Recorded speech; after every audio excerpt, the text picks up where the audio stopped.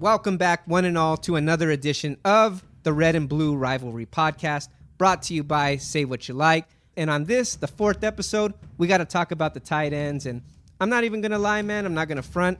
I know that the 49ers' strength on offense is at the tight end position, so I'm going to let you shine, let you do your thing, talk about the tight ends. Well, like we talked in previous podcasts, especially at the running backs, Dallas has their workhorse in Ezekiel Elliott. The Niners' workhorse is George Kittle. I mean, all he did was break a single-season record for receiving yards by a tight end with Nick Mullins and C.J. Beathard throwing him the ball. So the talent is there. You just want to make sure that he doesn't have a drop-off because you can't put those numbers back up. And I don't think you really want those kind of high numbers coming from a tight end. No, you don't. You want to be able to spread it out. If the Niners are good, then that ball should be going to Deebo Samuel, to the running backs. Garoppolo should be able to find different people. There should be more balance on offense. Exactly. And a lot of people should score because the defenses are now going to try to take out George Kittle.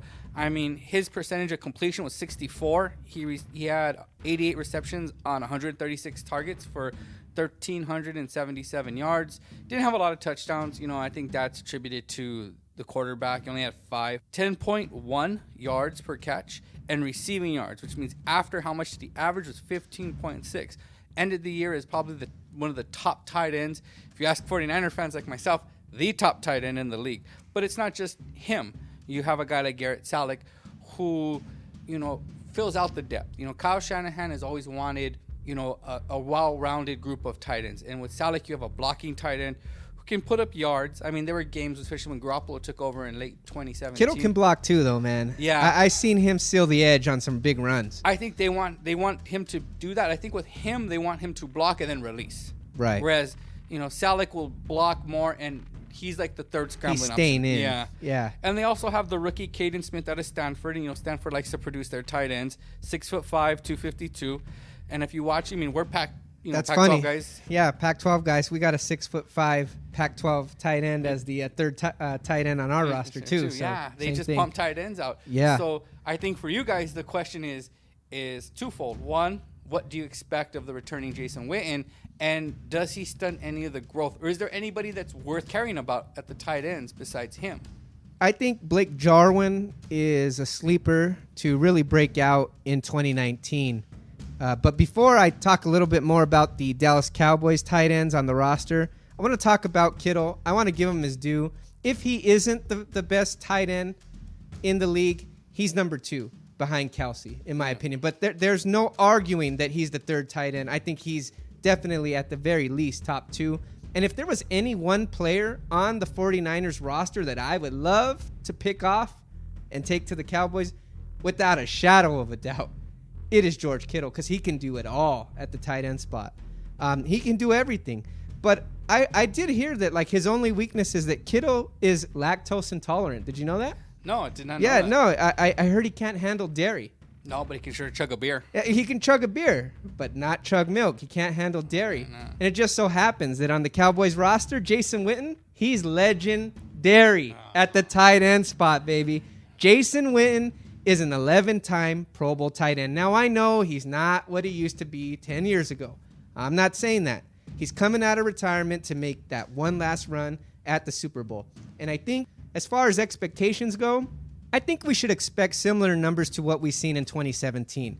500-plus yards, 60-plus receptions. I don't think he's quite the blocker that he used to be in his younger days, but hopefully they're not asking him to do a whole hell of a lot of blocking. But he should be invaluable for Dak Prescott as that security blanket on third and shorts. That's what Witten is. He made a living doing that. But yeah, Blake Jarwin. I am excited for Blake Jarwin. Blake Jarwin is a 24-year-old tight end going into his third season in the league. He started out as an undrafted free agent out of Oklahoma State. Jarwin was on the practice squad in 2017. And what's interesting is Jarwin was another tight end that the Philadelphia Eagles tried to steal away and pick off the Dallas roster late in the season. The Cowboys ended up having to carry the 4 tight ends just to keep Jarwin on the roster in 17 when he wasn't even playing. So in 2018, towards the end of the season, he started to come on. He made a couple of big plays in the game versus Philly to clinch the division, all but clinch the division, basically. And in Week 17, man, against the New York Giants, Jarwin had 7 catches for 119 yards and 3 touchdowns, and he earned NFC Offensive Player of the Week. So I think there's potential there in Blake Jarwin. And behind Witten and Jarwin, you got the 4th-round pick out of Stanford, Dalton Schultz, who was billed as a do-it-all NFL-style tight end, who really just hasn't flashed as of yet. But we'll see what he can do, you know. Yeah. And then you got Rico Zeus Gathers, the former Baylor basketball star. This dude's like 6'7", 275 pounds, and he's got 4.6 speed. But he's all potential at this point. He really hasn't proven anything. He hasn't really made the most of his potential yet. So I think he's got to do a lot more than just flash to even make the roster, to even make the 53-man roster this year for the Dallas Cowboys. I think the difference with Witten is, I remember those games when he was in his prime where it was like 3rd and 7, 3rd and 9, 3rd and 12, and he would catch a 5-yard curl or 5-yard out, and he would be able to have the speed to break away and get the extra yards just by running. I don't know if he has that now. Can he get away from from linebackers? Can you just say, okay, we're stopping you here at 5 because we know you need 7, we know you need 8, and then that's where you have to build off of him. Now, he didn't get to play with Amari Cooper. No. So we'll see what that opens up for them. For the Niners and their tight ends, I mean, everything's going to run off of play action. So, you're going to be able to suck in the linebackers. You have Kittle, who has the speed. What makes Kittle great is he's athletic. He is fast. Yeah, that first step get off, he's gone. And he's a big play threat. Yeah. The opposite of Witten. I mean, he literally almost broke a tight end receiving yards for the game against Denver in the first half. It was crazy. He like 200 and something yards in the first half, had none in the second. Crazy. He needed 5 yards and got no yards in the second. And Kyle Shanahan was beating himself up. For years that Dallas was built, that was a security blanket, and it'd be interesting to see how Witten adapts to the new offense. It'd also be interesting to see if Kittle can get that connection again with Garoppolo returning. So, tight ends, for 2 different reasons, are going to be very interesting for us to follow this year.